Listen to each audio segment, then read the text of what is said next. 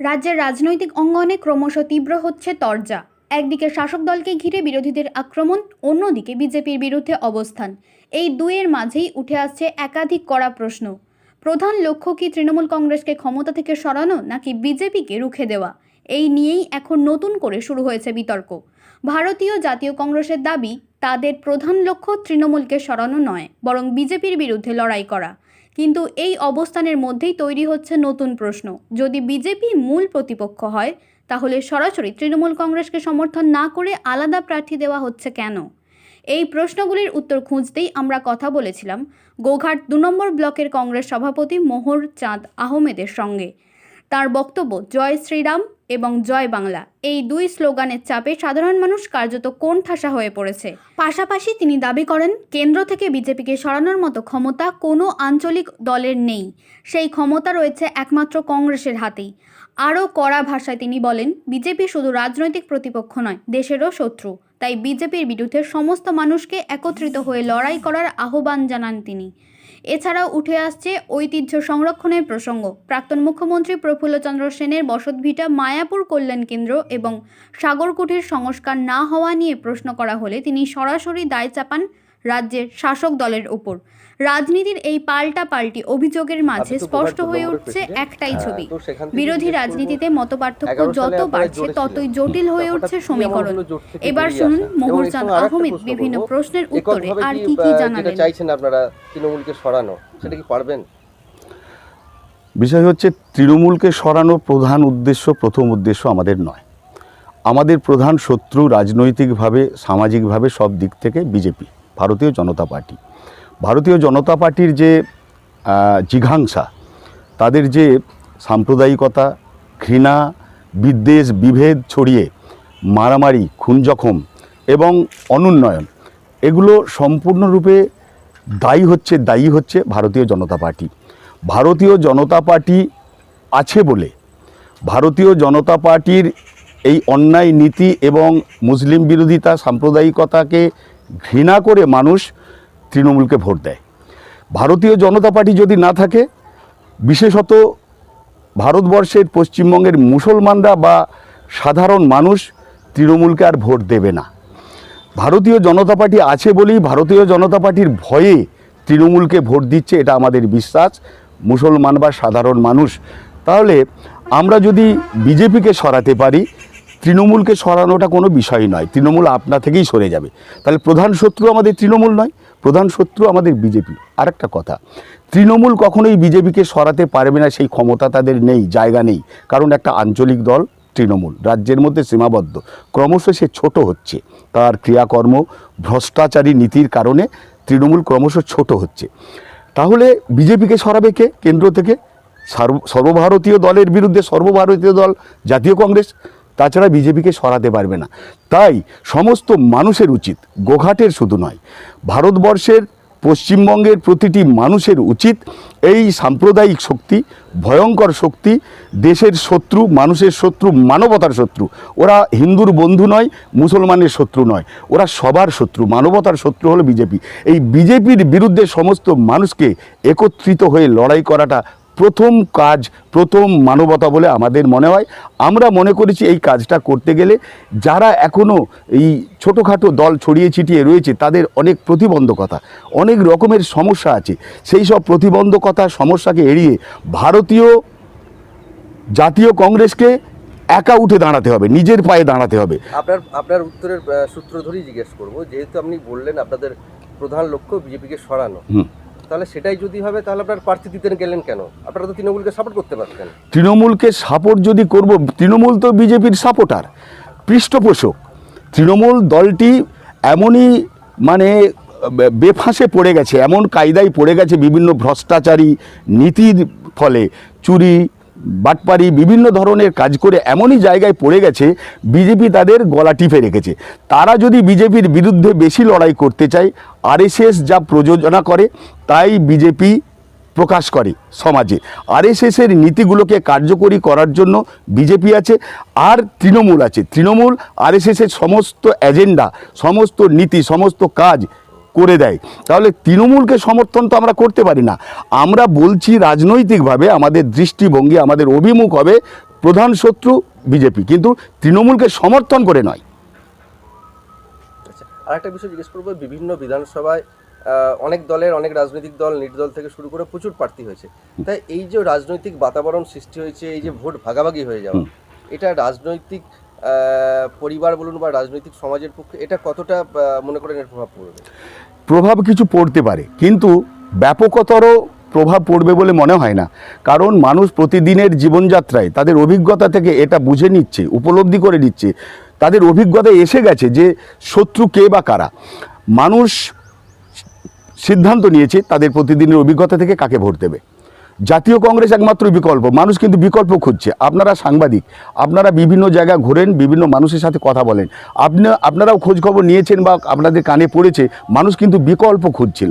কাদের বিরুদ্ধে বিকল্প খুঁজছিল? বামেদের অনেক দিন দেখেছে, তারা তৃণমূলকে দেখছে, বিজেপিকে দেখছে। এই বিজেপির জয় শ্রীরাম আর তৃণমূলের জয় বাংলা, এই দুটোর চাপে মানুষ চেপটে গেছে। এই চেপটে যাওয়া মানুষগুলো কিন্তু খুঁজছে বিকল্প। জাতীয় কংগ্রেস তাদের সামনে যেতেই তারা আগ্রহের সাথে, উৎসাহের সাথে এগিয়ে আসছে এবং ভোট দেবে। কিন্তু আপনি যদি বলেন ভাগাভাগি, ভোট ভাগাভাগির যে প্রশ্ন করছেন, ভোট ভাগাভাগি খুব বেশি হবে না। রাজনৈতিক দলগুলো, ছোট ছোট দলগুলো, তারা প্রার্থী দিয়েছে কিন্তু তারা ভোট পাবে না। কারণ মানুষ বুঝে গেছে এদেরকে ভোট দিলে আমাদের আস্থা নেই, আমাদের ভবিষ্যৎ নেই, সরকার গঠন করতে ওরা পারবে না। জাতীয় কংগ্রেস সরকার গঠন করতে সক্ষম, পারবে, তাদের সেই পরিকাঠামো আছে। এখনও কেন্দ্রের বিরোধী দল জাতীয় কংগ্রেস, এখনও রাহুল গান্ধী বিরোধী দলনেতা লোকসভার, এখনও আসাম থেকে, কেরালা থেকে, ভারতবর্ষের বিভিন্ন রাজ্যে কংগ্রেসের উত্থান ঘটছে। পশ্চিমবঙ্গেও মুর্শিদাবাদ থেকে, মালদা থেকে শুরু করে গ্রামান্তরে কংগ্রেসের উত্থান ঘটছে। এই উত্থানটাকে মানুষ নজর করছে এবং ভোটের বাক্সে শেষ মুহূর্তে চটের আড়ালে তারা জাতীয় কংগ্রেসকে ভোট দেবে, এই বিশ্বাস আমাদের আছে। একদম শেষ প্রশ্ন করব, কেন্দ্রের প্রধান বিরোধী দল এখন কংগ্রেস, প্রধান বিরোধী দলনেতা রাহুল গান্ধী, তা সত্ত্বেও আরামবাগের প্রাক্তন মুখ্যমন্ত্রী প্রফুল্লচন্দ্র সেনের বসতভিটা আজকে সংস্কার না হয়ে পড়ে আছে। এই বিষয়ে আপনারা কি ভাবছেন? এটা খুবই দুঃখজনক। এটা শুধু কংগ্রেসের দায় নয়, রুলিং পার্টি তৃণমূল রাজ্যে, আর কেন্দ্রে আছে বিজেপি। যদিও তারা জোট সরকারে আছে, বিজেপি একক সরকারে নেই, একক ক্ষমতা তাদের নেই, তারা জোট সরকারে আছে, দুর্বল সরকার একটা, কিন্তু তারা অত্যাচার করছে। যাই হোক, সেটা আলাদা। বর্তমানে এই আমরা দেখতে পাচ্ছি প্রফুল্ল সেন, আরামবাগের গান্ধী বলা হয় প্রফুল্ল সেনকে, তার মর্মর মূর্তি আছে, সেখানে মালা দেবারও লোক থাকে না। আমরা যতটা পারি করি। আমরা এতদিন আমাদের কিছুটা কমিউনিকেশন গ্যাপ ছিল, আমরা সেভাবে উঠে আসতে পারিনি। কিন্তু বর্তমানে যে উত্থান আমাদের হচ্ছে, মানুষ যেভাবে আমাদেরকে চাইছে, আমরা প্রফুল্ল সেন, আরামবাগের গান্ধীকে সম্মান জানাবো। মায়াপুর কল্যাণ কেন্দ্র এবং সাগরকুঠি, আমরা এগুলোকে সংস্কার করব। এগুলো আমাদের আশা আছে, ভাবনা আছে, পরিকল্পনা আছে, আমরা করব। আপনার নাম, পরিচয়? আমার নাম মোহরচাঁদ আহমেদ, প্রেসিডেন্ট, গোঘাট 2 নম্বর ব্লক, জাতীয় কংগ্রেস। ধন্যবাদ আপনাকে। ভোট তো আগেই এসেছে, তো প্রচার কতটা সম্পূর্ণ করতে পেরেছেন? অনেকটাই সম্পূর্ণ হয়েছে। যেভাবে মানুষের সঙ্গে জনসংযোগ করছেন, কি তাদের মতামত কি বুঝতে পারছেন? তাদের মতামত খুব ভালোই, সাড়া পাওয়া যাচ্ছে ভালোই। কোথায় কোথায় এখন প্রচার সেরেছেন? কামারপুকুর, চটি, লাহাবাজার। তো যেভাবে আপনারা প্রচার করছেন, আপনাদের বিরোধীরাও সঙ্গে যারা আছে প্রচারে যাচ্ছে, বিভিন্ন জায়গায় দেখা যাচ্ছে বিরোধী রাজনৈতিক দলগুলো সামনাসামনি হয়ে যাচ্ছে, এরকম ঘটনা আপনাদের ক্ষেত্রে ঘটেছে নাকি? না, আমাদের এখনো পর্যন্ত হয়নি এটা। তো আপনাদের যে নির্বাচন কমিশন যা আছে তা তো সঠিক করে আগে থেকেই নির্ধারিত করে দেয় কে কোন এলাকায় প্রচার যাবে। তা সত্ত্বেও এই ঘটনা ঘটছে, এরকম বাক্য বিনিময় হলে যে কোনো মুহূর্তে তো হানাহানি হতে পারে। এই বিষয়টা কি বলবেন? না, এটা হলে তো ক্ষতিই হবে। উভয়ের যদি পাশাপাশি হয়ে থাকে তাহলে এটা খুবই ক্ষতিকর হয়। নির্বাচন কমিশনের এটা দেখা উচিত। আচ্ছা, 21-এ তো আপনারা বামফ্রন্টের সঙ্গে আপনার জোট ছিল, তো এখন হঠাৎ করে এই জোট ছেড়ে দেওয়া, এটা কি মনে করছেন?